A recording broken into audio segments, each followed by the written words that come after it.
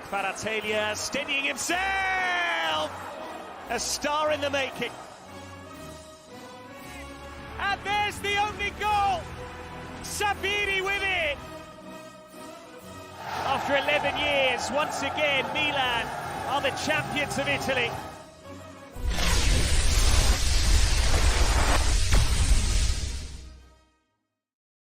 Ciao ragazzi, and welcome to another edition of Serie Sit Down, World Football Index's podcast for your Calcio to go. I'm Frank Crivello. The man on the screen next to me is not Richard Carmen, has as much hair as Richard Carmen, but a lot younger. Richard's a little under the weather, so we brought in some reinforcements. This is his fourth cap with the Serie Sit Down. I think it's his fourth.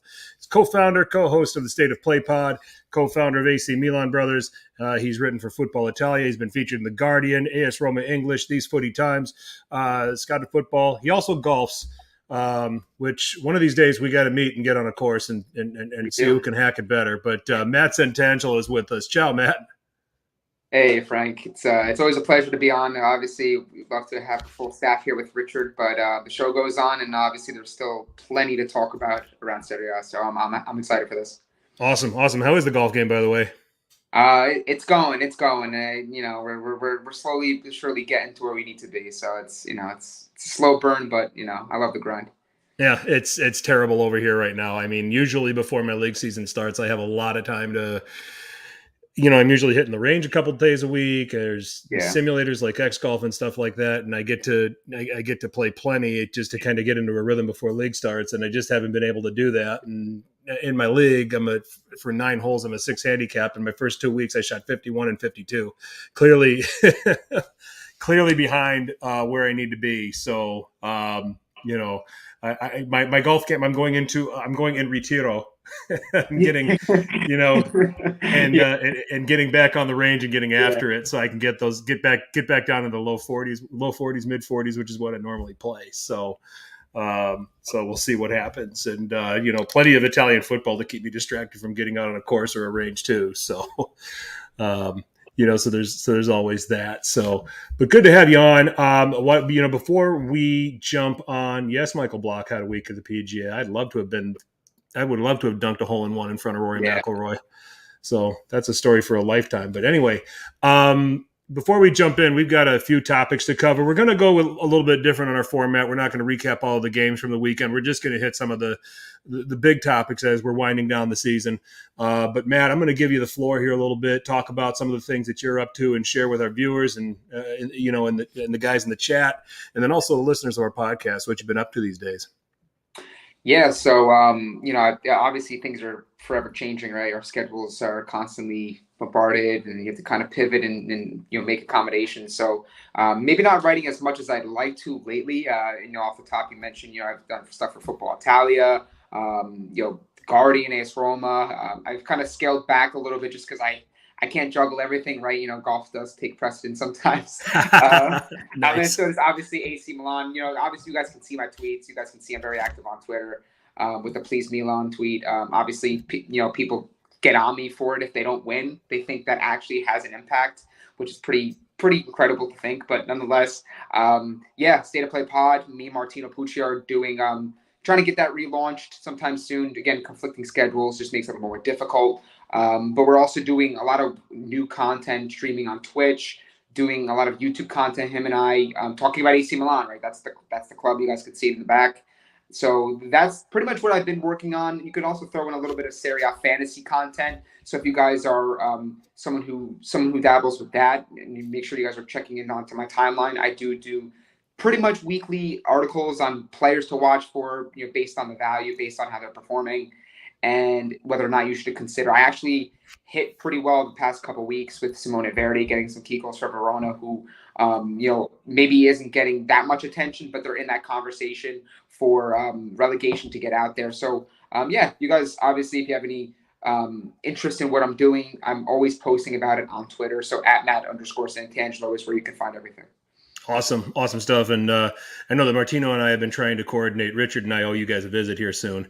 So hopefully we'll get to knock one out on your side here in the not too distant future. So, but let's jump into some of the big topics here in Serie A, some of the talking points that I think are necessary to cover as we're getting into the last two match weeks of the season. And the biggest story, obviously, that came down was yesterday, the courts ruling that Juventus be deducted 10 points from their current point total here in Serie A, dropping them to 7th on 59 points. And moving Milan back into 4th position. But I want to talk about Juventus here, Matt. They're now in a position where Champions League looks entirely unlikely, because even if they somehow miraculously overtake Milan and everybody else, and then they overcome Atalanta and Roma and grab 4th, UEFA, there's talk that UEFA may still have a word about this. There's talk that there might even be more penalties here against Juventus. That I think no matter what they do in the last 2 weeks of the season, there's no Champions League whatsoever. So talk about the impact this has on Juventus and maybe Juventus supporters, and how it might impact how the team looks in the next year, maybe next couple of years. So it's interesting because around the time of the initial announcement, or when this was sort of picking up steam, right? Everything happening with Juventus' investigation, the financial situation they have going on, they have a capital gains dilemma. So there's a whole slew of kind of investigations going on with this club at the moment. But we actually had Lorenzo Beto, who was the chief editor of Football Italia, and he's a Juventus fan. He actually goes to a lot of these games. He covers them for Football Italia. So we essentially boots on the ground in Torino, trying to get the vibe of what's going on. And this was announced in the build-up to the World Cup, right? So I think they kind of strategically timed that, where, hey, let's get this out there. Let's try to see if we can kind of limit the damage, get the World Cup done, and then we'll have to navigate the season as it goes. And frankly, Juventus did a really good job. I mean, it feels like it was 3-4 seasons ago where they had such a horrendous start to the season, and everyone was saying Allegri's got to go. They bounced out of the Champions League. They were so far down in the table. And then you threw in the fact that they were under investigation for a slew of different things. People were saying, yeah, like the time is to make the change now. But Juventus made this gradual ascent up the table, maybe not in the sexiest fashion, right? Because Max Allegri's not going to play the type of football that, maybe draws in the plaudits and praise. But at the end of the day, they were in second place, right? They were a team that was real in the thick of things for the top 4 and almost a shoo-in the way they were playing. And then this comes down, right? So I think that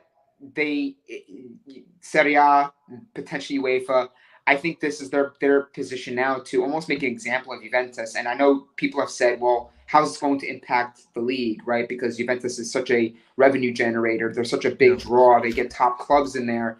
They have such prestige. They have the most titles in league history. So how is this going to impact the rest of the league as we see it? And, I can understand that argument, that part of the argument. But at the same time, I think it's unjust when, AC Milan and AS Roma have to toe the line, play by the rules, and they have to sell players like Roma used to. Milan willingly bowed out of their Europa League because they were trying to play right with UEFA. So for people to say, well, Juventus could look, how does this shape up for the league, and not take the accountability for some of the things they kind of skirted on by. I mean, Frank, we looked at some of the transfers they've had over the years. Rolando Mandragora going for 20 million to Udinese, Stefano Serraro getting sold to Genoa for their then club record fee, I believe. You look at all these sorts of movements from players, and you're thinking, and you're scratching your head like, this doesn't seem correct. Like, we all know what type of players these are. We all know what they're doing. And then you throw in all the evidence that was surfacing months prior with the WhatsApp chat and how they were kind of fixing certain things when it came to paying out salaries and wages during the pandemic. They're a publicly traded company, Juventus. Yeah. That's financial doping. That's by all counts illegal. And this idea that we should let them skate on by, and because it's going to affect the league, is not fair to the rest of the league who are competing, who are really trying to go into that top 4 conversation. I mean, we even see it, Frank, in the Premier League. Like a team, like a Brighton. Imagine you kicking a Brighton out of a top 4 spot because of financial regularities and financial doping and all these sorts of things.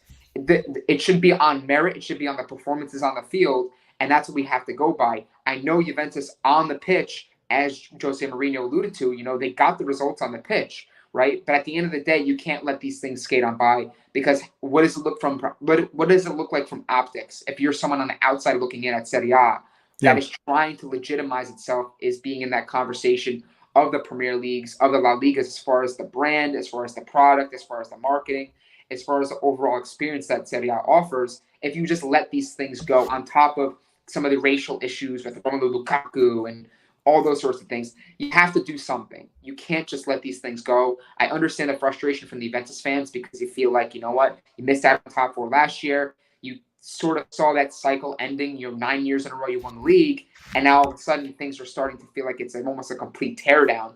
But at the same time, someone has to be the fall man on this, and Juventus has to face some sort of punishment that is pretty severe. I'm with just about everything you said here. I mean, I remember before the 15-point penalty got handed down and the run that they went on, and I even said it on Twitter. I said Juve is going to 1-0 their way to this title, because that's how they were playing. And even after the punishment was meted out, the first one, they kept playing that way. Yeah. And now I don't accept that. The one thing I don't accept that I'm not sure if I accept that there was a distraction for the Juve players after, learning just shortly before kickoff that they were deducted 10 points, because I agree. Yeah. Do you? No. I think we're on the same page in a sense. The way the league handled it, was absolutely amateur hour. It was very pedestrian, and it was very Mickey Mouse. It looked very unpolished, and it was just like, let's just put this out now, when you had months and months and months to make these decisions. And from what I'm reading too, and again, I don't have all the information in front of me. I don't have everything, every fine detail, but there is the potential that they can appeal it again. Like, what is this going to go into next season? You know what I'm saying? Like, at some point, like, the league has to take control of it and leave it to this league, leave it to the Serie A officials, and like a Calcio to do everything so half-assed. I don't know if I can curse on this show, but half-assed. You can, yes. Where it's almost as if it's like, wait, Nick, now you're going to announce this? And even Jose Mourinho, he was like, I understand, we all know the kind of the background information, but for it to be handled like this, for us to have to wait till the 36th match day to kind of understand, and now for teams to be shifting around. And look, the conversation is also not just affecting top four, right? Like, you have teams that are potentially vying for Europa League. So how does that impact the Europa League teams and the teams that are trying to jump into those spots, the money that means to them if they are able to clinch those things? So it's a domino effect. I understand the impact more so on the league, but I think the way this was absolutely dished out and released was amateur. It was very sloppy. Well, in that sense, I mean, it's let's stick it to Juve and show them that they're not above the rest of the league is the way they, is ultimately the way they wanted to go about doing it. I mean, there was conversations that, nothing was going to be figured out until late in June, prior to when, there has to be a formal, submission to UEFA of what clubs are going to play in what competitions in Champions League, Europa League, and Conference League. So that something was going to get ultimately decided. The timing, it's interesting. Should it have distracted the players? I don't know. I guess I look at it from the standpoint that 10 points still with a game in hand, you win, and you're 2 back of Milan, and there's motivation to beat them, and you're back in a top 4 position, with a chance to close it out on the last match day and still grab 4th. There's some of that going on. But I also don't want to take away, because I watched the game, I don't want to take away from Empoli's performance at all. They were fantastic. Penalty or no penalty, distractions or not, Empoli played brilliantly against Juventus on Monday night, and deserved to win the match. So, and there's still the whispers that Ceferin at UEFA might do something about this still too. So because of their whole Super League. Yep, situation. Exactly. So, Yeah, could it have been handled better? Could they have waited until June, which is what kind of everybody thought they were going to do, and then just make the decision there? Yeah, sure, but I don't know if they just wanted to make the statement that, hey, we need to do something now because we want the teams to know at the end of the season where they stand, Right. not by June 30th where they stand. So, and leave everybody in limbo. And I think that maybe that there might be some theory that teams have, they're using that month or handful of weeks after the season is over with to start figuring out, how they're going to assemble their squad for the next season based on what competition that they're going to be in, Mm-hmm. And if you're a Milan and you don't qualify for the Champions League and you end up in the Europa League, you're probably looking at having to make some different decisions in terms of your strategy and how you build your team. Where you're if you're a Juventus and you stay in Champions League and you know that revenue's coming, you can be a little bit more aggressive in your transfer dealings and so on and so forth. So, so I think that there might have been an element of that too. Who knows? I mean, if I got a better chance of picking the winning lottery numbers than telling you what Italian courts are going to do, telling you what some of these sport prosecutors are going to do on a day-to-day basis, to be honest. So, Frank, on that note, when you mentioned the performance by Empoli and how flat Juventus look, uninspired, we will never know how much the whole ruling attributed to the poor performance by Juventus. yeah. But I think there's a lot of things kind of boiling over amongst probably a lot of the players, right? A lot of things have come out in the media about Angel Di Maria, who looks like he's obviously going to be leaving. He's not going to stay at Juventus with everything going on. But even Dusan Vlahovic, interest from the Premier League, Chelsea, and Bayern Munich. Yep. So I think there was already sort of that tension and that the locker room issue going on there. That I think like the final nail was the actual ruling that was like, okay, like this is the final blow, like the haymaker that knocks Juventus. And what has been a very, very difficult season as far as how Allegri's been perceived and also how some of these players have reacted and responded to the way he's done things. Some of the players they brought in, Paredes on a pretty expensive loan, Pogba with his injuries, the way Vlahovic has been handled, Di Maria, Chiesa being injured. Like, it's been an absolute disaster season for Juventus. Yes. So I think it's one of those things where you look at the collective results, you looked at maybe some of the rifts going on between player and coach, and then you have the ruling here, and it's like one of those, if you're not a Juventus fan, it's almost like a perfect disaster. Like, you're loving this from a sporting standpoint. But at the same time, yeah, it's one of those things where you have to tip your cap to Empoli. But at the end of the day, this was by no means a strong Juventus team, even in some of their matches that they've played this year, because I think they have double-digit losses this year. This team hasn't been perfect. Yes. So Juve is arguably the big brand of this league. Most people, when you want to play word association and say Serie, they'll tell you Juventus before they'll tell you anybody else. Where does this put the league with their big brand taking a hit? My argument is this, Matt. If we were talking about the mid-2010s with Milan in their banter era, Inter having their problems, this puts Serie really behind the pack, and by behind the pack, behind Bundesliga, behind Liga, behind even the Portuguese league, you could make the argument for.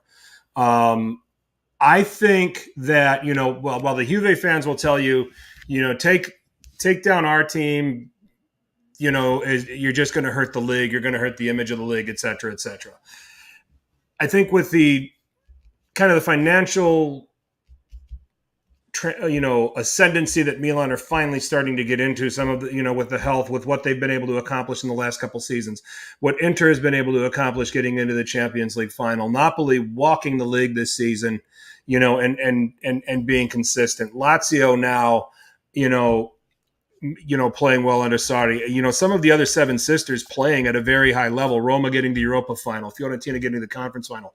I don't think this hurts the league as much, from an image standpoint, from a quality standpoint, as it would have, say, maybe 6 or 7 or 8 years ago. What do you say?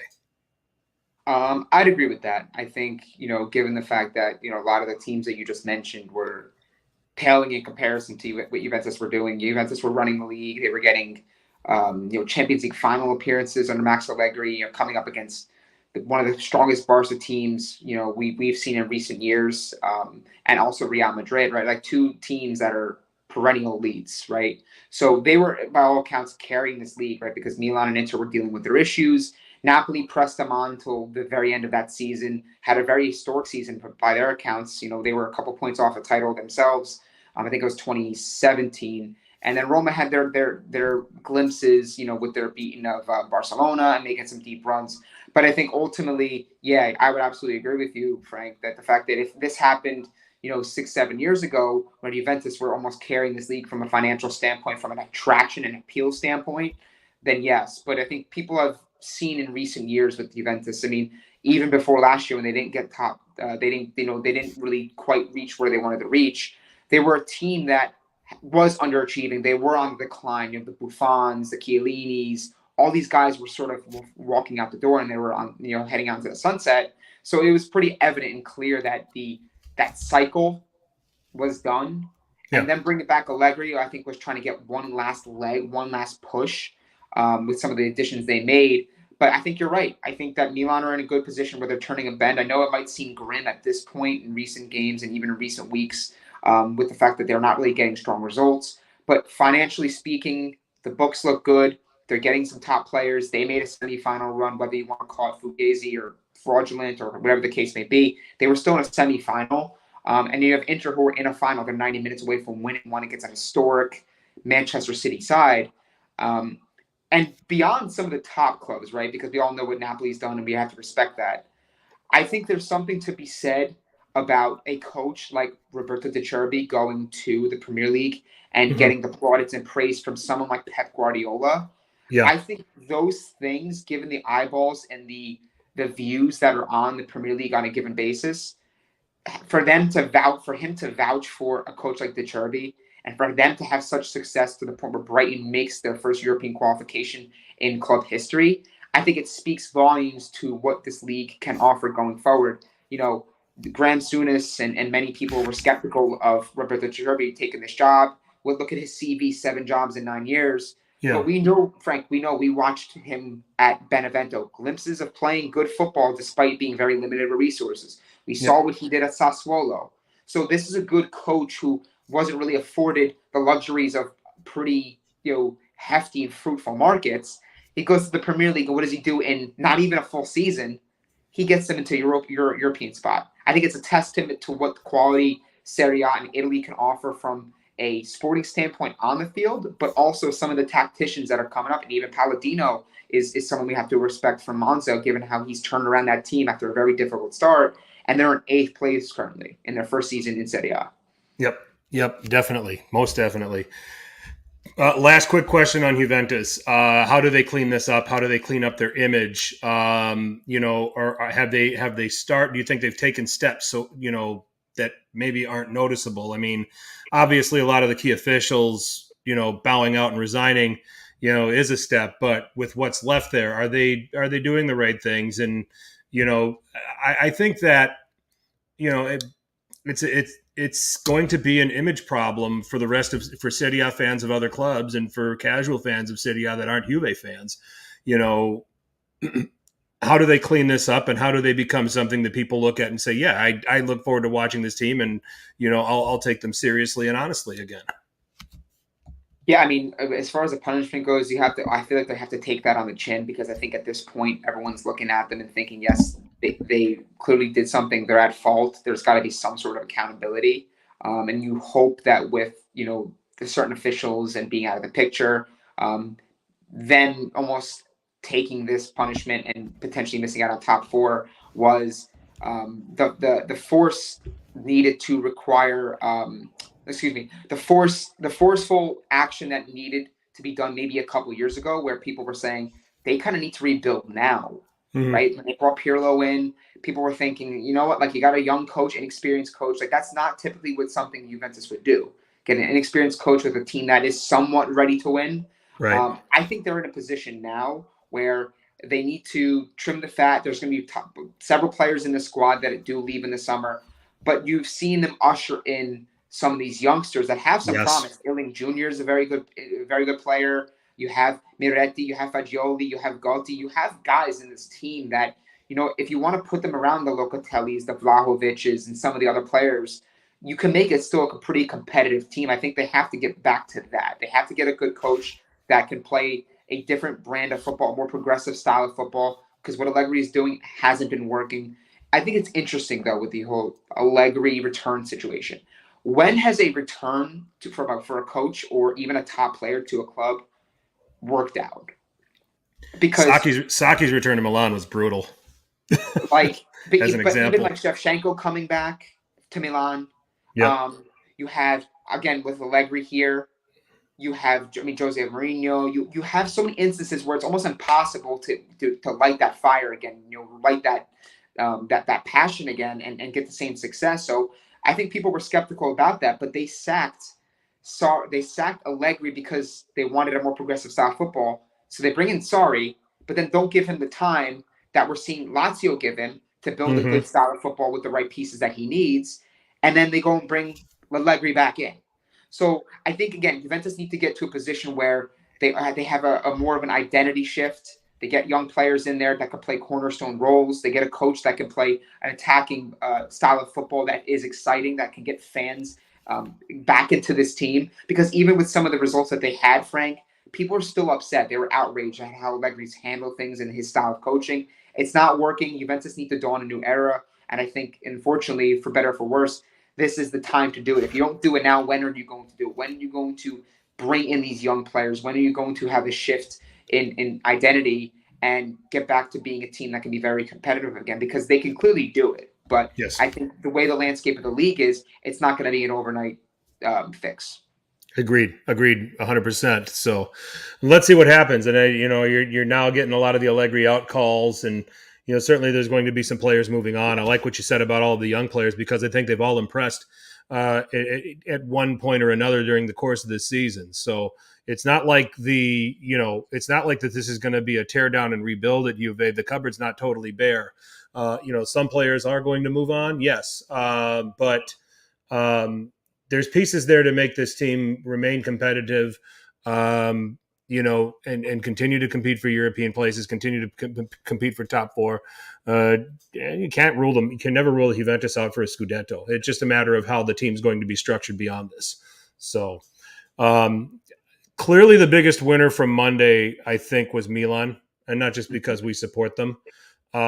They were on, and maybe even more so Stefano Pioli. Because they were on the brink of fifth.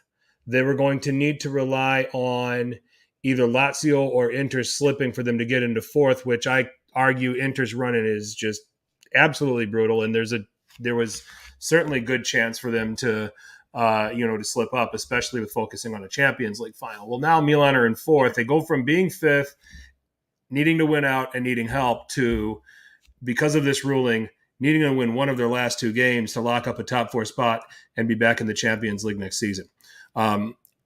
A conversation that you and I had over Twitter, and I think it was a respectful one, was the Pioli out, Pioli in conversation. Mm-hmm. So maybe we can do I think we're maybe doing counterpoint here, but I want to get your take first. Okay, they win one of these last two. They're back in the Champions League next season. Where do you stand with Pioli? I'm not Pioli out, but I'm not Pioli in at the same time. And I think it's, again, that's like such a lame answer to give you, but I think hashtag Pioli neutral.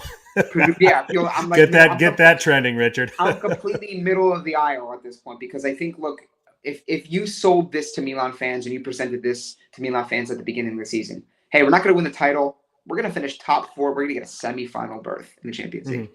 Everyone would have taken that. Everyone would have taken that because the fact of the matter is they know this team wasn't built to in my opinion, to repeat and to defend their title. You wish Milan had a stronger title defense because they are Milan. You want a team that has taken such a long time to get back to the summit of Italian football to have a more legitimate title defense. Yeah. And at least if Napoli's going to take it or another club was going to take it from you, at least do it with a little bit more guile and respect for the matter. But I think at the same time, the way this season's gone, the way Pioli's sort of navigated certain games, it left me scratching my head. And I even looked to the game against Sampdoria that Milan won 5-1 as a weird example of, okay, we're up 5-1, right? Like Leao has recently come back from an injury. Giroud's 35, 36 years old.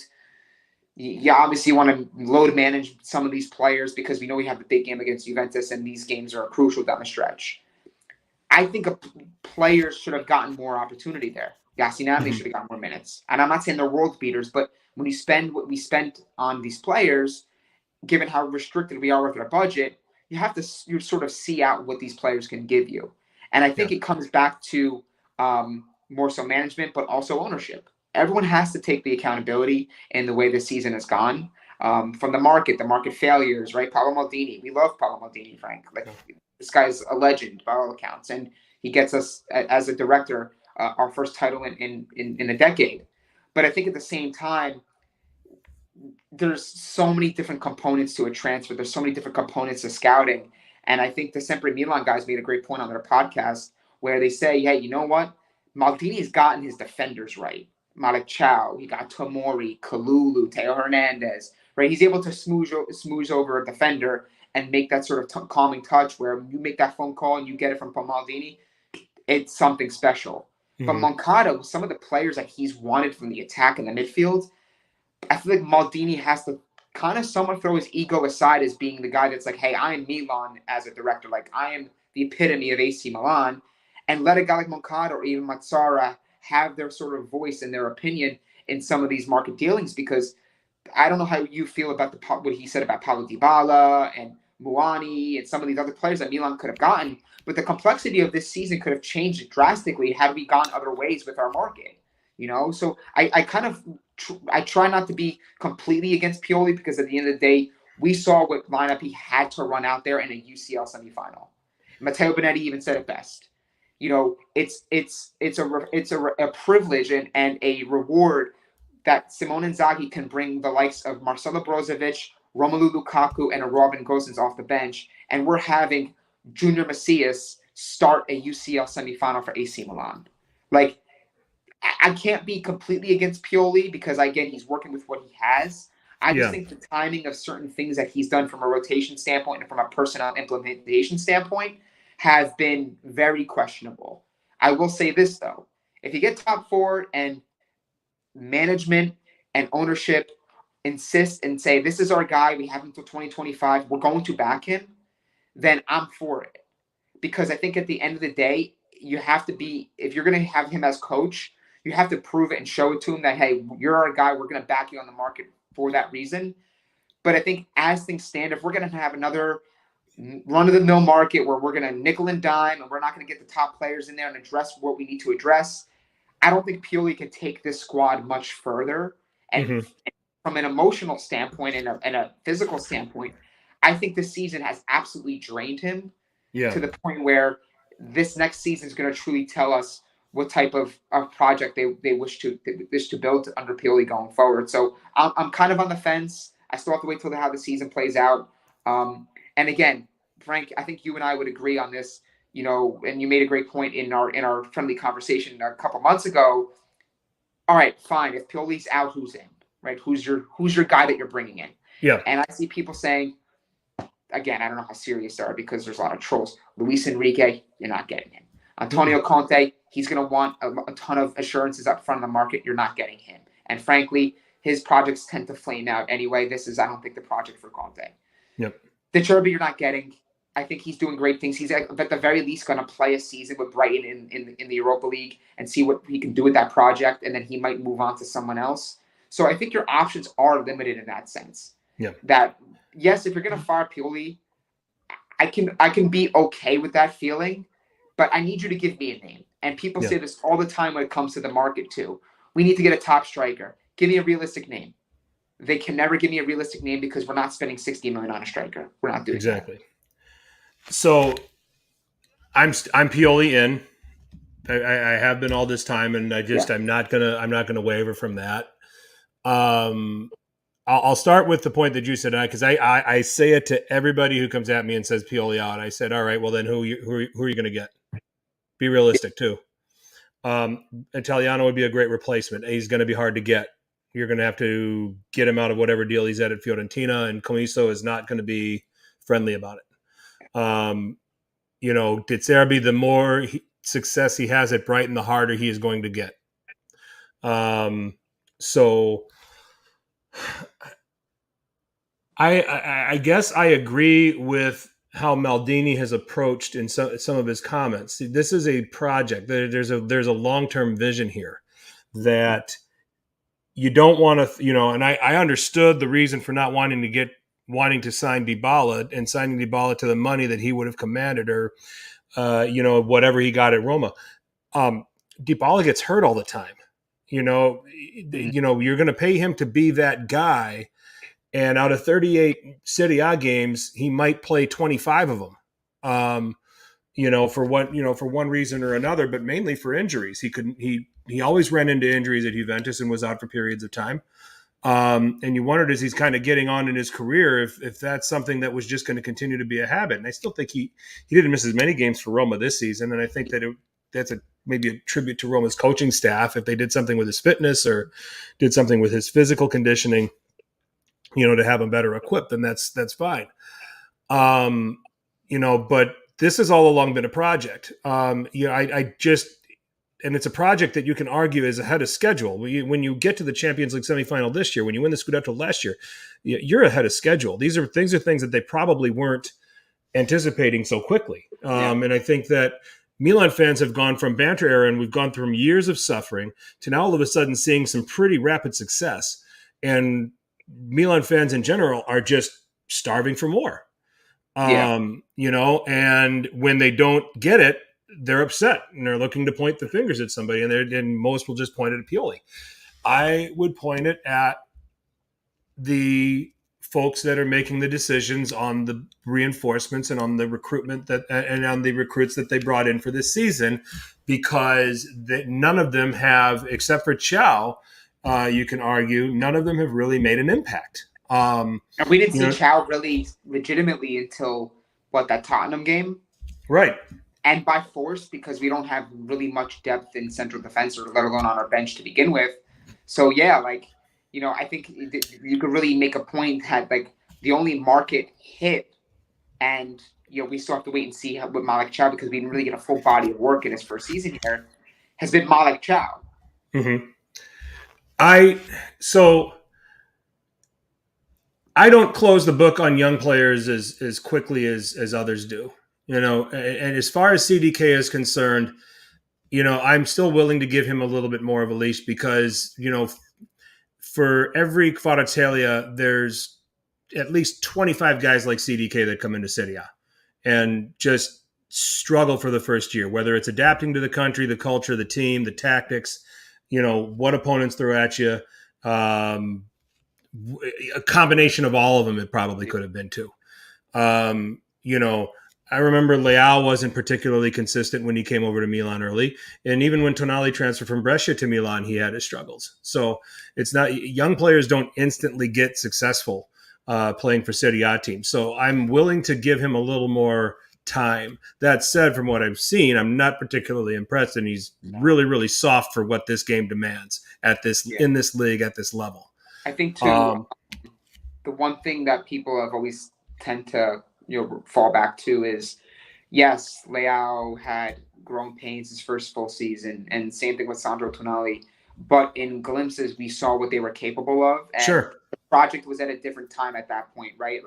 We weren't a team that was ready for the Champions League. We had some good key pieces in there. We brought some pretty substantial. And that's an excellent point. There weren't expectations when Leao came and when Tonali came. There's expectations when CDK came. Right. So less pressure. We brought in Teo Hernandez, and people forget that Ricardo Rodriguez was kind of our starting fullback under Marco Mm-hmm. Giampaolo. We backed Marco and Giampaolo pretty well, all things considered, right? Benacer, Teo Hernandez, Rafael Leao, like you're talking almost about 60, 65 to 70 million in transfer fees, give or take. Marco Giampaolo got backed to that extent, right? And look at how those players have worked out. But getting back to the whole CDK situation, because it's obviously a major talking point. I'm in the same camp as you when it comes to giving more time.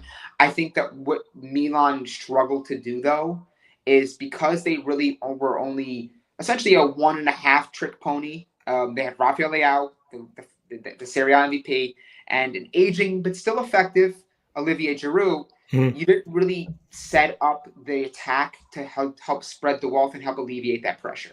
When you bring in a 32 to 35 million player like a CDK with all this buzz, and he's your summer splash, and he doesn't catch fire, he doesn't get goals, they're always going to look to him.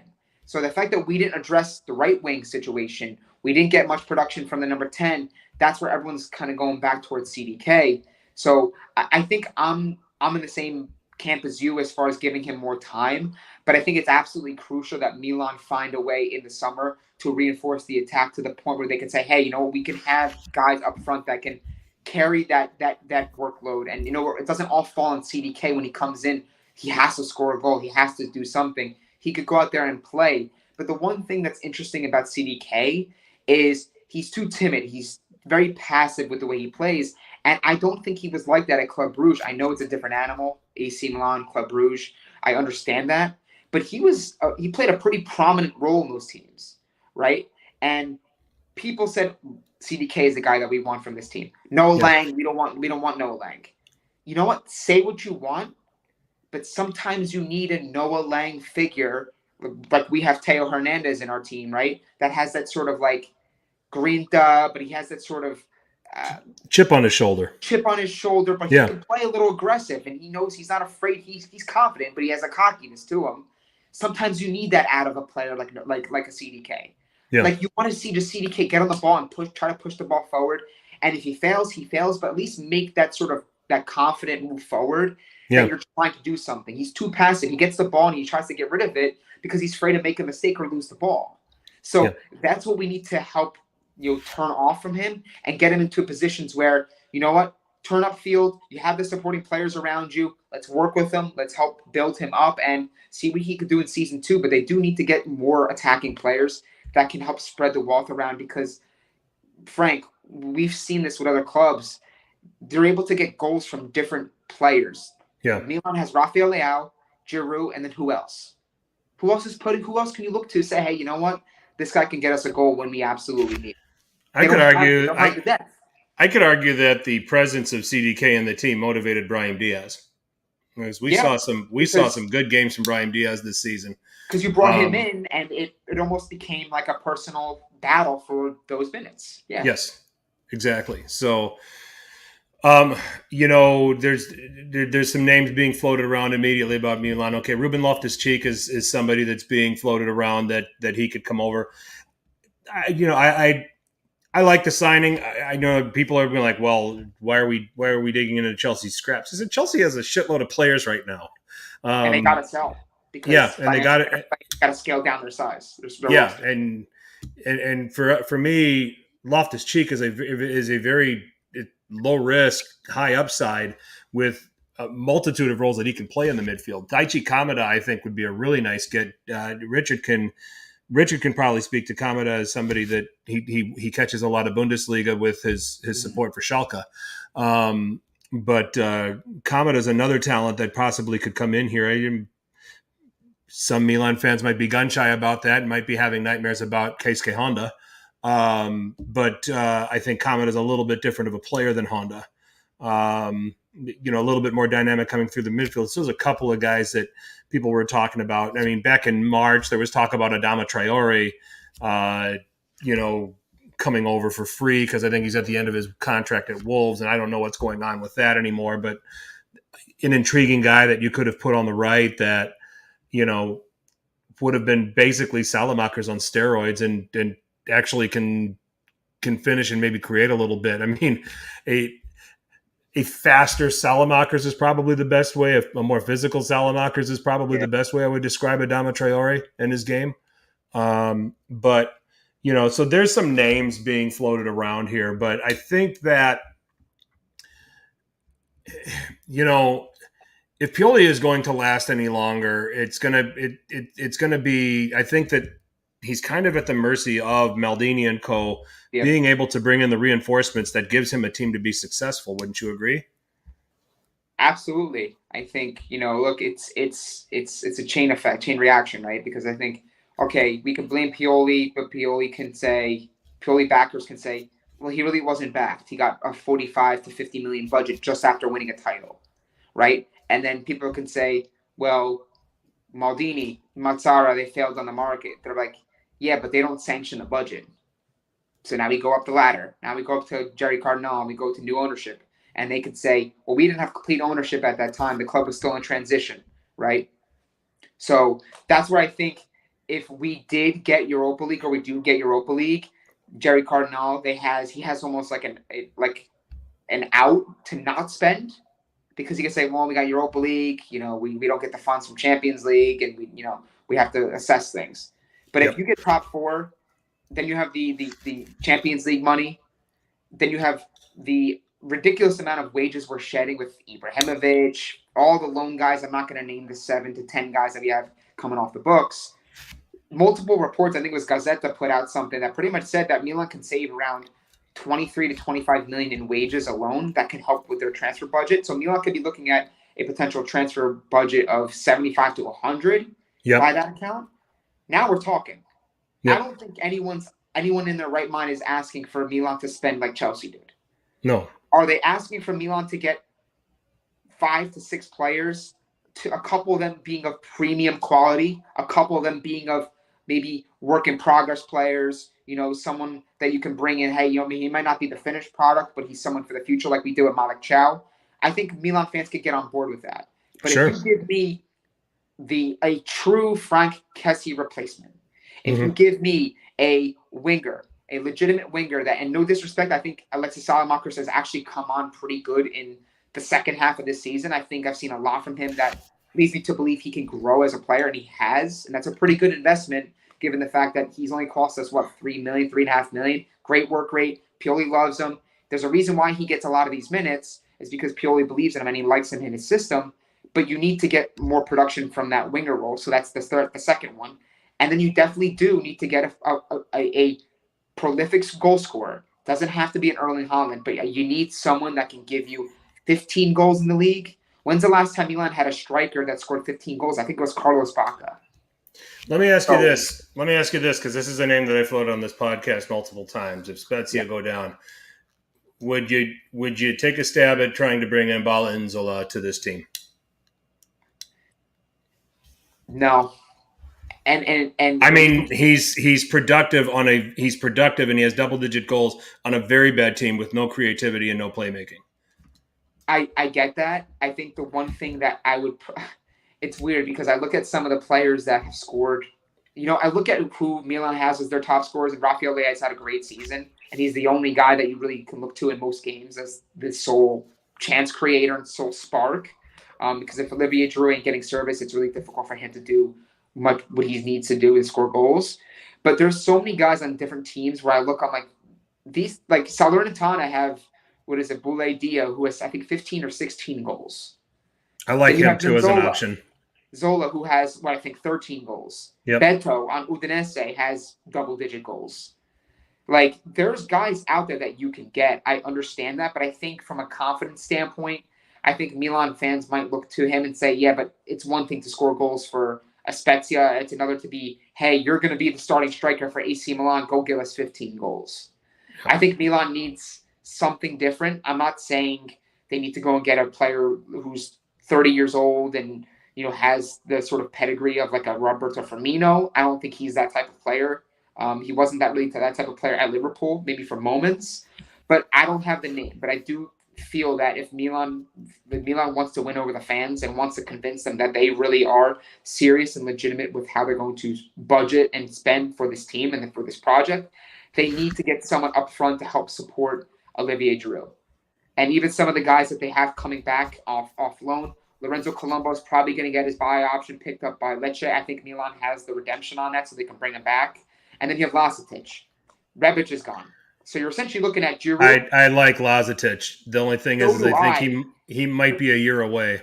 But if you're gonna bring him in to be a third choice and then he's not gonna play, it does nothing for his career. Right. I'd rather a player like that bring him back and loan him to a mid-table to low-table Serie A team like we did with Pobega, where we loaned him to Torino, we loaned him to Spezia. He got Serie A reps, and at the very least, he's going to adapt to the league that Milan are playing in. Yeah. But that like I said, the situation is interesting. He's a year away, and let him have that year with a mid-table team. To your point. So let him go and see if he can even get you 12 goals with a team like that. So. Yeah. I see that people in the chat talking about with a 75 to 100 million budget is Diaz worth 20. I fully expect Maldini to go to Real Madrid and talk that number down. Probably in the 14 to 15 range. If Maldini pulls that off, I'm fine with that. 20 I think is too steep for Brahim. Vito from Milan reports. He actually said that it seems as though that Milan are going to activate that buy option. That they're going to at least try to get. They're making a really concerted effort to get that done. Which, again, I know people are in the camp of we don't want to keep Brahim, but I think everything's driven on price, right? Yeah. Right, Frank. Like if you're saying Brahim's going to cost upwards of 20 million, then I'd say no. Yeah. But the figure that you just threw out, if we could get Brahim off his best career, his best statistical season at AC Milan, for 12 to 15 million on pretty low wages, on top of the fact that we had him for virtually nothing for 3 seasons. Right. I'm fine with that. Right. I'm fine with that. Right. And then you get somebody else in the wing position, and you get someone in the striker position to help bolster the attack. But you don't want to go through the position of let's get players out of the squad and you have to bring in more new players because it's difficult to adapt in this league. And the fact that we've seen Brahim come on strong in certain games, I wouldn't be opposed to keeping him. And if there's something that we can give Maldini credit for is that he does have a ability to go to these other clubs and talk them down on their number. He's done it in the past. I anticipate that he's going to do that with Diaz and with Real Madrid. So, so we'll see. Moving on to some of the other clubs. I mean, just looking at the landscape of things right now. Napoli are champions. You could say they have the perfect team and could be in the frame for repeating again, but Osimhen could be out, depending on what Napoli could get for him. They've got, Kvaratskhelia was a revelation. They've got a lot of talented players. Yeah. We'll see what they do about keeping them. I mean, and then there's also the big question about Spalletti. There's all sorts of rumors that he said, hey, I've got my Scudetto. I'm ready to go back to Tuscany and make more wine. So you've got Inter, who's now in the Champions League final. You've got Lazio, who's now qualified for the Champions League. Give me some examples of some teams. To me, the obvious and glaring one for me is I think Lazio need to upgrade fullbacks. Okay, they got fullbacks that can defend a little bit, but they don't have anybody that, Lazzari is fine, from time to time. I think a couple of years ago to me, he was much better, but I think that I want to say regressed, but he's not really a fullback to me. He's more of a wing back with 3 defenders behind him. He fits that role a little bit better. Mm-hmm. But, the obvious example is Lazio can upgrade the fullback position and might have to do a midfield depending on whether or not Milinkovic-Savic is out the door again as that gets steam over the summer. But give me some things that you look when you look at some of the teams in Serie A, what positions can you see upgrades really helping them? Well, for one, I think Lazio do need to start making preparations for a Ciro Immobile backup, someone who can shoulder some of that workload, because I think this is the one year where he's looked human, right? He has 3 great years, but you can see the injuries, the mounting pressure, the games he's haven't been run out there to score goals as the main goal scorer. And I'm not saying he's not good and he's not worthy of leading their front line, but I think Lazio need to really ensure that they don't have him burn out, and they need to go and get a dependable second striker that could come in there, play against those provincial sides. Because they're a Champions League team now, right? Like Lazio are a team that, okay, they have to have that conversation with themselves. Like, all right, we're back in the Champions League. It wasn't easy, but now how do we make inroads to be a team that has staying power, that can do this year in and year out? And, you talked about it, right? Milinkovic-Savic, if he does leave, that's a huge piece to replace. So this is going to be a very interesting summer for Lazio. I will say this, though. Credit to Maurizio Sarri year 2. I mean, people looked at this and said, after flaming out at Juventus and really not sure what Maurizio Sarri was going to do, can he be someone that can, get a project back on track? Will someone give him the opportunity and more importantly, the time to build the project in his image? Year 2, Lazio, this is a prime example of, I think, what Juventus should have done with Maurizio Sarri. I know that maybe Maurizio Sarri isn't the type of buttoned-up suit type of guy for Juventus that they typically look for, like they have with Max Allegri and Pirlo and some of the other coaches. But he's a great tactician. Lazio played really well this year. I think they have 20 clean sheets. I think that was a stat put out by Opta. That's impressive. Yeah. For them getting Casale from Verona, which Verona doing what they did, now they're battling relegation.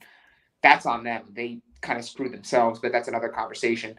And Alessio Romagnoli on a free completely revamped their defense, and they got Provedel in goal, who's been one of the signings of the summer. If you look at his actual cost to some of his performances, so there's some really good pieces there. But I think a lot's going to dictate their market based on what happens with Milinkovic-Savic. So that's one club, and I also think Roma is another. I think that Roma needs to really shore up that defense. If there's players back there, I don't mind. I think Ibanez can do some things, but Frank, like, they got Kumbula for a pretty substantial fee a couple of seasons ago. He's done nothing. He's not even a picture. That was a complete flop. And they need a goalie, right? They need to get Patricio out there. They need to get someone more dependable. And it seems as though every summer, Roma's going after a goalkeeper. They need serious goalkeeper improvement. They had Robin Olsen a couple of years ago, Patricio. Like, they need, we all know as Milan fans how important a goalkeeper can be to your objective. They need to go out there and get a pretty strong goalkeeper. So those would be some of the the teams that need to bolster in certain areas. And of course, you can look to really everybody, right? Like, you can look to you can look to Inter in certain things. They got to replace Milan Skriniar. What's going to happen with, probably Dzeko's going to stay, but he's obviously getting older. So you have to look at a lot of these clubs and think maybe they have needs, but their needs aren't as dire as some of the other clubs that are maybe on the fringe outside looking in at top 4 or even the Europa League. Yep. Found it amusing that it took Lazio to see just how bad Maximiano was as a goalkeeper to realize what they had with Provedel. That was one of those kind of, we got this guy, let's put him in, and he ended up being better than the guy, because I think they spent more money on Maximiano, and they fully intended on having him be their goalkeeper. So fortunately, they had Provedel as the backup, and that worked out for them. On the Roma side, to your point, some cover at the defensive position. I mean, it almost feels like Mancini, Smalling, and Ibanez just got run into the ground this season. Because it was pretty much consistently, that was it for the back three. So although Mourinho plays a tactical style where those defenders aren't doing a whole lot of running and chasing, over the, game in and game out over the course of the season. So, you probably could have afforded at least for this season to just play with those three guys. And then, Kumbula has been, a huge disappointment, but do they need to reinforce at the defender position? Would not hurt to see them getting a little more midfield help, and then maybe one more playmaking midfielder, whenever they can't depend on a Pellegrini or can't depend on a Dybala. I like Bove and I like Zalewski. So I think Zalewski, his future bodes well more so. I like Zalewski too. I think I think he's got a really bright future going forward and more as like a winger. However, Mourinho likes to use him as one thing, but Bove and Zalewski are two good pieces for Roma that that had some real good burn this year. So I think that it's going to be interesting, right? Because I think Napoli, if they lose one of their core pieces, like, are they vulnerable to being overthrown? And I think it's possible we've seen the nature of the league in the past, 4 years, right? It was Juventus, it was Inter, it was Milan, it was Napoli. Next year we might get someone different, and I don't think it would really surprise anybody, to be quite honest with you. If they go Inter, do they, Dzeko's getting older. Do they go back to the table with Chelsea about Lukaku? Midfield, they could probably use some help. I don't know. Aslani has got to be better than this. I mean, he was good for Empoli. I find it hard that he's this poor for Inter that he can't even get on the pitch. So we'll see what they do about him. Brozovic now is a substitute because they go Mkhitaryan and Calhanoglu Barella, which probably suits Brozovic at this stage of his career. He's getting a little older. I'll argue he can still start games, but I think that Inter could probably add some depth to their midfield because Bobby Gaggs just can't do it, in my opinion. I mean, you just saw him on Sunday. That was just brutal, in his performance. I think somebody said that he had more cards than completed passes on Sunday. I mean, do you know how bad you have to be to pull that off? So there's – I think that Inter's going to be in the hunt for bolstering their midfield more than anything. They've got good depth on the wing-back positions, and yes, a defender is going to be needed. What about Atalanta? What are your thoughts on Atalanta? We can sit here and theorize what Atalanta need and what they can get, and they'll just completely go in a different direction, and they're going to grab 3 dudes we've never heard of. I mean, did you hear of Højlund? They spent like a good sum on Højlund too. Like I think people think that. But did you know about Højlund before this? I didn't. No, I'm not going to sit here and go on your show and say I knew who Højlund was. I watched his Norwegian games or something, like streaming in the middle of the night. No. I think it's a testament to their scouting. I think it's a testament to their trust in what their identity is, right? Like it's that man up. Like, all right, we lose. Duvan Zapata gets old. Luis Muriel gets old. Papu Gomez. They chose the coach over Papu Gomez. They sold Malinovsky, and they get guys in there that produce, and they always find themselves in that conversation for top 4. But really, you never know, right? Because I think ultimately the Højlunds, for every Højlund, there's maybe, right? You mentioned CDK. Like for every Højlund or CDK, or Kvara, there's a CDK, there's some other flops, right? So, yeah, I mean, it's kind of a numbers game for some of these clubs, right? You buy low and you hope that a couple of them stick, and then you sell the other ones and you try to recoup what you can. You had an interesting thread about Monza here earlier tonight, and I think that it speaks to maybe a little bit bigger conversation about the middle of the road teams in Serie A. Yeah. And one of the things that you and I were talking about, what I was suggesting pre-show, is I think that there's just a little bit of parity creeping in this league.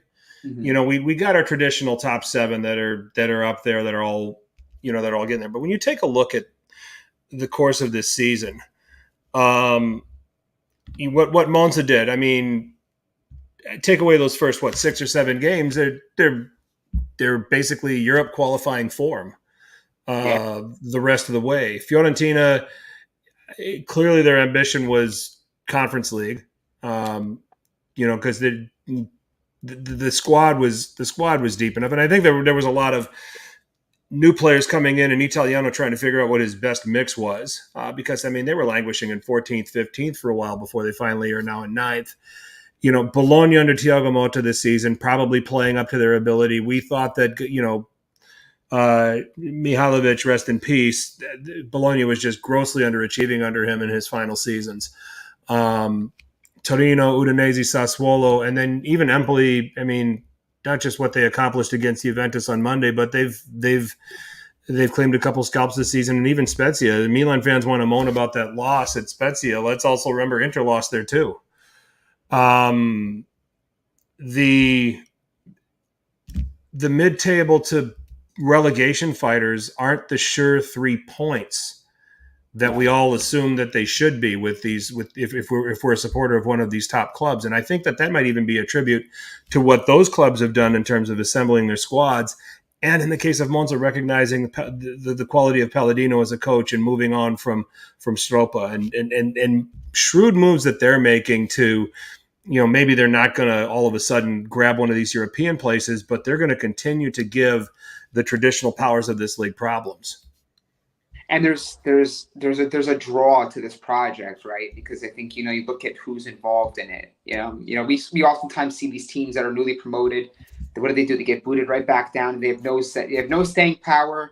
They're just trying to stay afloat, keep their head above water, and just maybe get another season in Serie A, right? They don't spend. They kind of just happy to finish like the Chievo Veronas for all those years, right? To finish 16th, hey, we got another season in Serie A, we'll take it. There's no ambition to challenge and to move up the table and to build a sustainable project that can compete at the highest level. Mm-hmm. And Berlusconi, Galliani, look what they're building with this team. I mean, I know they maybe spent money in places that they probably shouldn't have. I think Patania probably cost a little bit too much for them. I don't think he's the right player for a team like Monza.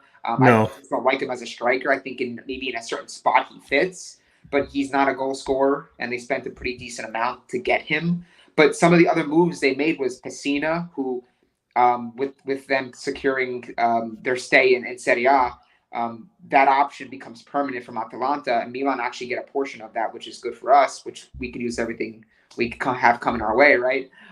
But some of the other shrewd moves they made was, Stefano Sensi, who was a talented player. He made a move from Sassuolo to Inter, got injured, got kind of phased out because of the players they had in that midfield area. And he's got great quality if he could stay healthy. Caprari is a goal scorer that has proven he could get into double digits. And perhaps the one player that I think, or the two players that I think have really stood out the most for Monza this season are Carlos Augusto in central defense. Yes. Who's played as a central defender. He's played as a fullback. He's played a little bit in the midfield based on what Palladino needs from them. But Rovella is the perfect player on loan from Juventus, who Juventus should bring back and make him a part of their midfield. He's the way he reads the game, the way he distributes the ball, the way things run through Rovella. He's a very quality young Italian international. And I think if Monza could find a way to keep him in some sort of capacity and work out a deal, whether it be something similar to what Bologna did with Orsolini, where, after 1 year, 2 years, they have options and they can bring him back. I think Rovella is the player that's destined for a big move in the next year or two, if not this summer, because I think he's been real quality for Monza and have been largely to credit for why that midfield, I think, has looked so tidy and they've been able to be a pretty consistent squad. And one last thing, too, I tweeted about this, Frank. They have, I believe, 46 goals scored, 46 goals allowed, 52 points, 8th place. They're doing it all without a goal score above 6 goals. Yeah, that's astonishing. And one of them is Agosto, who's predominantly a defender, and then Curia, who's, I think, a midfielder. Yeah, I think Curia is a right wing back. Yeah, Yep. It's pretty special. I'm going to answer. You've got a couple questions as it pertains to Monza, in particular. Michael's asking a Monza question: how much longer is Palladino there before someone larger comes calling Milan someday? ? I'm of the opinion. I'm very impressed with the performance of Palladino here this season with Monza, but I need to see. I'm one of those that's a believer that I think you need to sustain a success in a longer stretch. We've seen times where coaches do really well, with half a season, 3/4 of a season, what have you. And then they go to a bigger club and it's overwhelming for them. And then you just find out they're nothing more than a flash in the pan. I would like him to stay put at Monza for at least another year and let him continue to ply his trade. Let him prove that what he's accomplished this season is not a fluke and that Monza have bigger ambitions. And then at that point, you look at it. And I think a lot of the clubs are probably looking at it that way. Because I'll tell you what, these technical directors, they're not stupid. They have short lists of managers that they probably have, written in case something falls apart with the manager that they have. And Palladino's probably on that list, but they also want to, see if this is something that he can sustain for a longer period of time. At least that's my answer to your question, Michael. I think Palladino, too, there was a report from Nicola Schira who said that they're ready to offer him an extension until 2025 with a potential option for 2026. And again, as I mentioned, given the ambition and the drive with the project, I mean, if you're a Palladino, like you can build something special at Monza. I mean, who's to say they can't, with more investment, you'll crack into a Conference League spot next year, and all of a sudden, hey, like in 2 years, we go from first ever season in Serie A to the Conference League to playing European football. Like, I think Palladino has an opportunity here that, someone like Roberto De Cervi had at Sassuolo, where, yes, the results may be rocky at times, but they played a very appealing, attractive style of football that if you give it some time to develop and take shape, it could be something special. So I would like to see, selfishly, I would like to see Palladino stay at Monza. I'm Yeah, not a agreed. belief of even like a Graham Potter. Like, sometimes it's not always greener on the other side. Like, the grass isn't always Yeah. greener on the other side. He made the move to Chelsea. Everyone thought, okay, Graham Potter, what he's doing at Brighton, he's going to be perfect. And he got sacked, and the Cherby's still coasting with the same team that he was coaching. So I think Palladino should stay and build something there. I agree there. And then Richard had a question. Private chat here. Let's go what Richard's asking. At what point do Monza become a viable CL contender? Will it happen? Man, I just think on history, you really have a hard time accepting that something like that's going to happen. But then again, we never thought Atalanta would be in the Champions League, let alone get all the way to the last 8.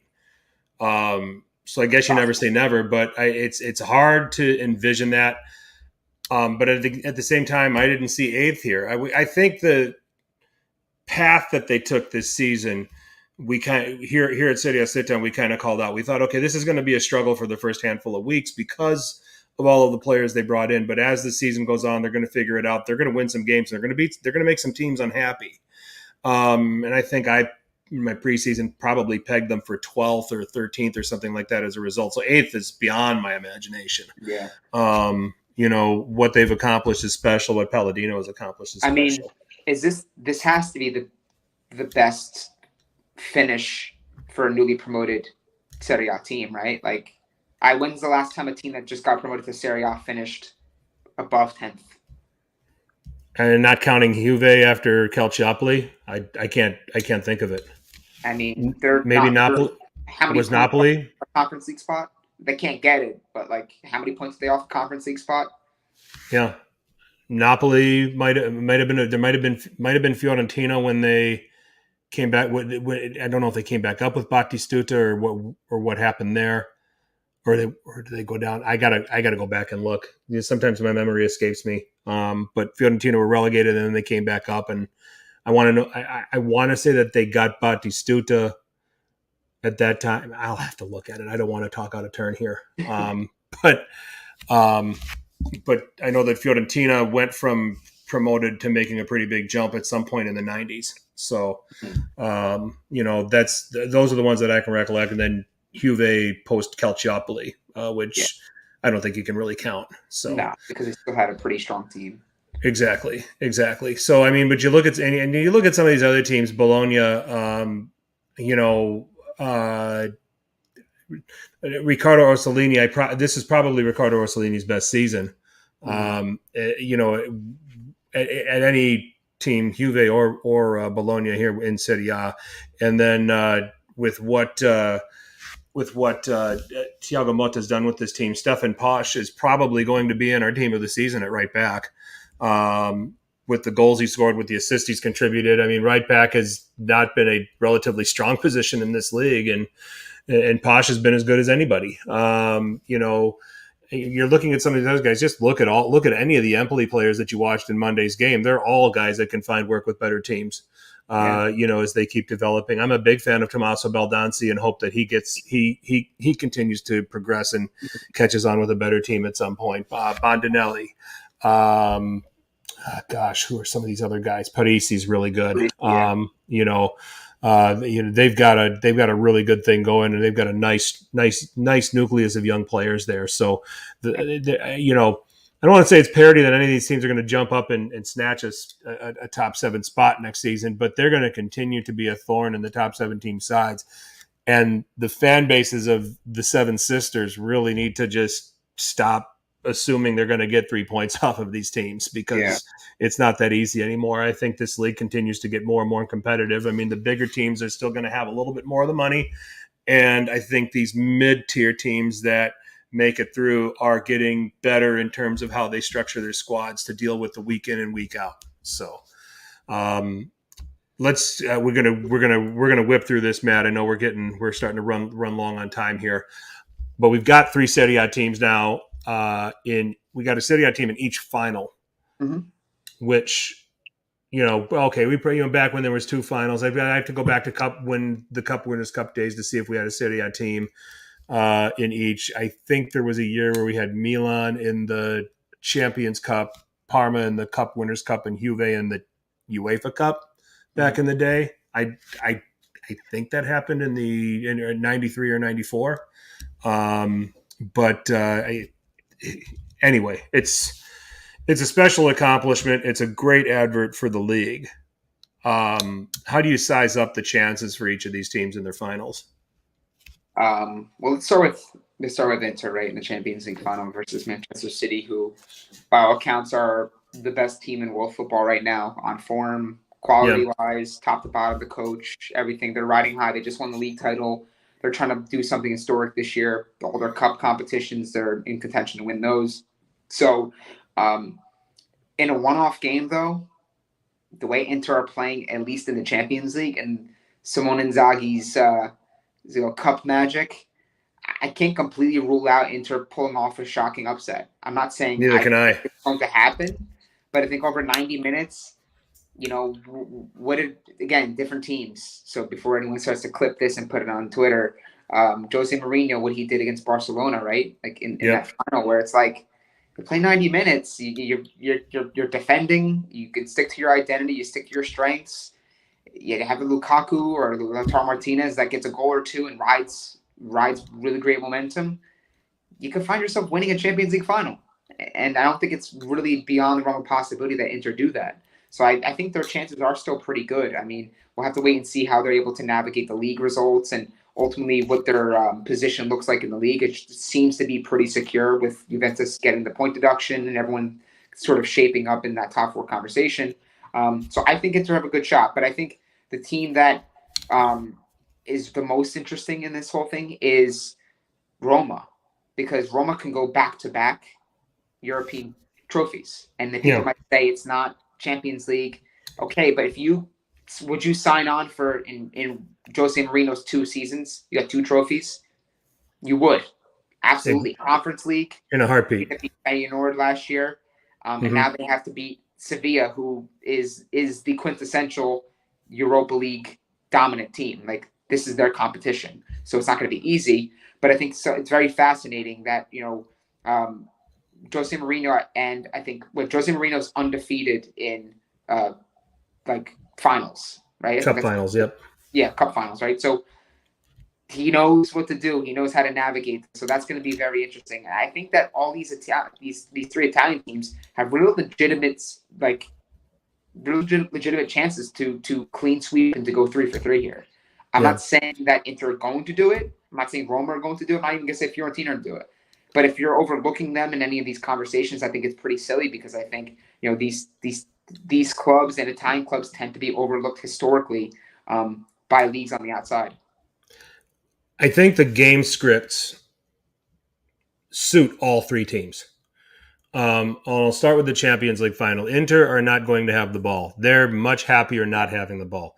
And I made the argument, and I said that Inzaghi's 2 striker setup gives Milan a lot of trouble because the 2 center backs, because Pioli puts them out in the 4-4-2, and the 2 center backs are left man marking the strikers. What happened? Mkhitaryan slips behind the midfield and scores the second goal in the first leg. Can Rodri track those runners when the center? If Pep comes out with a back 4, I think that Inzaghi's going to be happy to see that. Because he knows the center backs are going to be marking, whether it's Dzeko and Lautaro. I hope it's Lukaku and Lautaro. I think the physicality of Lukaku makes a lot more sense here. But Mkhitaryan with, the runs that he can make, and then Çalhanoğlu with the ability to find passes from the midfield and then the wing backs. Exactly. The script sets up beautifully for Inter to pull off a shock. They can lull Man City to sleep. They can bring them forward. And Man City's not the most airtight defensive team, especially in counterattacking situations. And Ederson might be having a better season than he's had in years past, but he's still beatable. I look at the Roma Sevilla game, and it's a Sevilla team that, yeah, they've made their living on this competition. But again, it's a Sevilla team that likes to have the ball, and Roma's perfectly happy not having it. And Mourinho will set his team up that way. And then they'll hit on the break. And you tell me, can the center backs at Sevilla, if Abraham's fit for this game, can the center backs for Sevilla cope with him?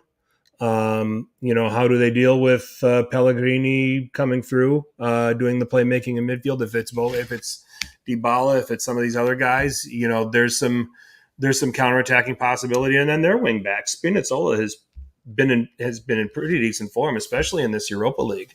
So I don't rule out Roma. And then Fiorentina, I mean, West Ham have been woefully inconsistent. This is a winnable game for Fiorentina. The thing you got to watch out for is that West Ham have some players that have Serie A experience and will understand what's in front of them. Guys like, Emerson Palmieri, if he's chosen to start at the left back position. Lucas Paquetá has actually had a decent season for West Ham United. It's been up in a great season. Scamacca, we'll see if he plays. I mean, Mikel Antonio has all of a sudden started to find some form at the striker position, but there's some guys in this West Ham team that know what playing in Serie A is about and will be prepared for it. So, but I'm with you. I can see a scenario where and I'm not saying this just because it's a Serie A pod, but I see a scenario where all three of these teams can win. I don't think they will. I think the likeliest to win to me is Roma. The least likeliest to me is Inter, but it's not that far off from the other two teams. Yeah. I think the one thing of Fiorentina too is that, yes, I know it's the Conference League and people might downplay it, but you really ultimately look at this team and you ask the question of, do they, even if it's a cup, it's not the Champions League, but do they have the experience? Like, do they get here? Did they get to this stage and kind of say like, "Whoa, we're in a final. Like, we didn't expect to be here," and are they going to be ready for the occasion? Mourinho's guys are going to be ready. Like when they won and they clinched to get to the final, like Mourinho lives for these moments. He gets up for these moments. And to your point, like the game script plays right into Mourinho's hands, provided the defensive performance can be solid. But I think it's going to be very interesting to see, with the the books show for some of the odds, right? Obviously, City's going to be favored in that heavily. Roma probably not the favorite in that game. I think Sevilla will probably be a slight favorite there. And then naturally, the Prem bias is going to take shape for the game against Fiorentina, right? Even though West Ham has been a team that's kind of been in the relegation conversation for larger parts of their season. So it's going to be very interesting. I think, regardless, I think this is a really good show for what Serie A has to offer. And you have a lot of good quality on display. Yeah, agreed. It's going to be a great advert for Serie A, and I think it's a great opportunity to have three stages for Serie A to show its quality and how far it's come. Especially over the last 5 years. That it's we kind of everything kind of comes full circle. That this league just isn't Juve. That there are good teams in this. That there are good teams in this league. The quality is better than even 5 years ago. So definitely. But the teams that the teams that are fighting to still stay in this conversation, Lecce, Spezia, Hellas Verona for the last spot. And I think probably might be just coming down to Spezia and Hellas Verona, depending on how you look at this. Spezia finish home against Torino and away at Roma. Verona are hosting Empoli, then they're away at Milan. I think this very well and truly comes down to the last day. I've been arguing that Hellas Verona is going to stay up. So I'm just going to, even though they're in 18th, I'm going to say that they're going to find a way to stay up. I'm going to just say Spezia. I'm going to just go out and assume that Spezia lose their last two games here. Verona win one to overtake Spezia and survive, and they will beat Empoli this weekend, but they'll lose on the last day to Milan. So I've got Spezia losing out their last two. I've got Verona winning against Empoli, but then losing to Milan, and then Verona survives, Spezia go down. But how do you see this relegation? It's definitely coming down to match day 38. I think I would agree with you there. And as you were going through like your projections on who was going to finish where, I was kind of like in my head flip flopping because the one thing with Verona was interesting. I tweeted out very early in the season, and I was scratching my head at the market they had. And the fact that it's one thing to sell players, like if you're a seller club, a feeder club, it's one thing to sell players because that's the nature of and landscape of the sport. But it's another to do completely nothing on the back end to replace them, and that's exactly what Verona did. Yeah. Casale, they let go of Barak. They sold to Fiorentina. They got rid of Caprari. They got rid of literally all their top players from the year prior. They even sold Illich during the January window to Torino. And I'm like, this team is trying to get relegated, it seems. And yet here they are. They would probably, you would say they would probably need one win of their next two to secure safety. And at the right time, they seem to have been able to get some sort of decent form. Simone Verde is a player that has played at some pretty big clubs. He played at Torino. He's played at Milan a little bit, Napoli, Bologna. So he seems to be catching fire. I would agree with you there. I think Verona are going to barely survive. They're going to live to fight another day in Serie A next season. I think it's interesting too, though, right? Because you think you can look at the Spezia result that they had over Milan and think that's the result that's going to get them to safety. And the nature of this sport and the nature of some of these teams jockeying for salvation, it's just you really don't know what you're going to get. And I think that ultimately Spezia is going to make that drop down. Yep. I mean, it's also the stage of the season too. You know, Spezia got to go to Torino.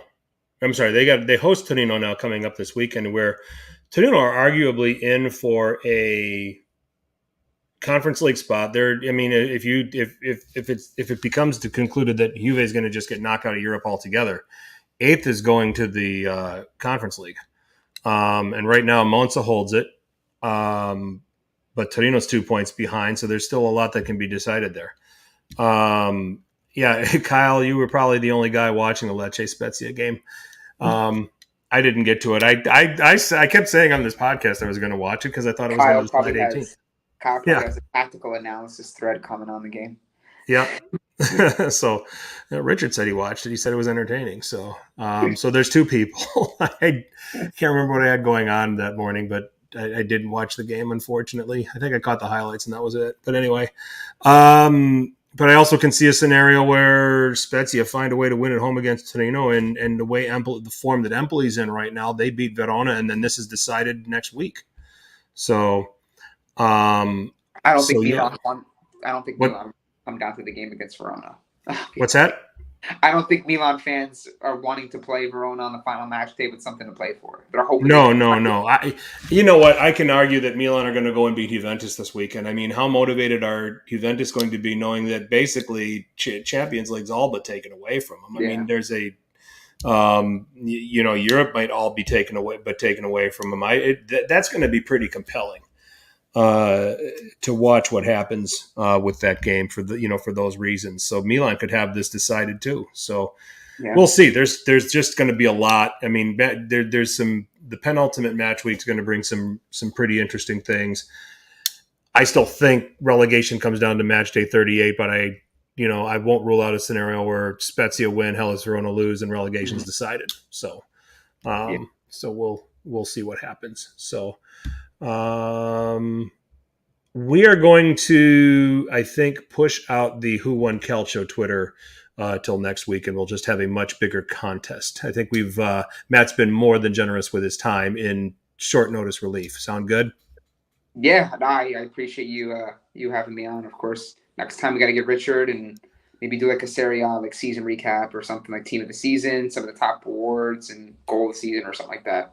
We do that. We do that at the end of after match week 38. So, quick one on Coppa Italia tomorrow. Your thoughts on give us a prediction. Who wins? Inter. I agree. Yeah, I think it's between Cup magic from Inzaghi, and I think Fiorentina's kind of thinking like, all right, like, do we really want to put all our eggs in one basket in this match, or do we want to look to the Conference League final and try to kind of make that sort of prep work to arrange our squad to be better positioned to win that? I mean, I know it's a couple weeks out, yes, but I think, given how, thin some of these teams can be, like the last thing that Fiorentina won is an injury to like a Nico Gonzalez or a key player where they don't have him for that final. So I think Inter, based off cup form, I just think they get it done. Maybe not even with their best squad, but I think that Inter get it done, and they maybe win, maybe like a 1-0 comfortable win. I don't see any Fiorentina really making any fuss for them. I agree. I think that, but I think there'll be more goals. I'm going to go 2-1 to Inter. Okay. I think that they'll find a way to win and to close it out. Let me see. The over 2.5 actually sits at plus 108. Michael Lisi, I know that you're into that kind of thing, so that's not worth taking. That's actually not worth. That is worth maybe taking a stab at. So, but I think that Fiorentina will have the ability to go. I just think Simone Inzaghi in cups right now is just a real live thing, and I don't think that Vincenzo Italiano, despite getting Fiorentina to the Conference League final and the final of this competition, I respect what Inzaghi can do in these one-offs just a little bit more than Italiano at this point. So, and for that reason, I'll give Inter the edge 2-1. So that'll be that. What an interesting season too for Inzaghi, right? Like Inter fans, a lot of people were calling for him to get sacked early on in the season. They had a slow start, just like Juventus did, and people were like, "Oh, this guy ain't it. Like he ain't gonna take this project forward." And here we are, right? They got the Supercoppa, potentially the Coppa Italia, and now they're 90 minutes away from a Champions League final, right? Like it's crazy how this sport works. It's incredible. It's amazing what it does. So, Pioli might have been potentially on the way out, but now he might be getting a lifeline thanks to Juventus getting penalized. I mean, it's just all kinds of crazy things happening this season. Spalletti winning his first Scudetto by a distance and now might walk out. So, I mean, it wouldn't be Italy without these storylines, would it? So. No, for sure, yeah. We thought when Zamparini left from Palermo as owner with all the sacking of coaches that we would get some sort of stability and consistency with the league, but no. Yeah. There's always going to be drama somewhere. So that's going to put a bow on this edition of Serie Sit Down. Once again, Matt, I can't thank you enough for jumping in and helping us out on short notice. Thank you for being part of our podcast. And cap number 4, we're going to have to do cap number 5 pretty quick here. So yeah, I'm officially capped to Serie Sit Down, so I can't switch podcasts. What's that? No, I'm fully capped here. There's no switching allegiances here. Like, when it comes to international players, like when they're capped to a nation, they can't move. I'm capped. We're good. Well, we appreciate that. So, so thank you for coming on. Chat, you guys were amazing. Great comments, great insight, great questions. Appreciate you guys as always. Serie Sit Down. We have our own channel on Apple Podcasts and SoundCloud. We're on Stitcher, Spotify, iHeartRadio, wherever there's podcasts, there's Serie Sit Down. If you are watching us here on the YouTube channel, please drop a like if you enjoyed the content. Please subscribe to the channel and then hit that notification bell so that you are given a heads up whenever we go live or whenever we do a video drop. SerieSitDown.com. We have our own website. Check that out too. So, at Serie Sit Down on Twitter, Instagram. I'm at FTC_21. Richard at R_KHARMAN. And I think it will be Richard and I this time next week. Last week, Richard got on, had a couple guests. I couldn't be there this week. He's under the weather. So I think it'll be Richard. I think you guys are going to get the regular crew next week. All assuming all things good and healthy and all that stuff. So anyway, wish you all a good night. Enjoy the Coppa Italia on Wednesday. Enjoy the games this weekend. We'll catch up with you guys next Tuesday. Until then, as always, tell your paisans about us. Ciao.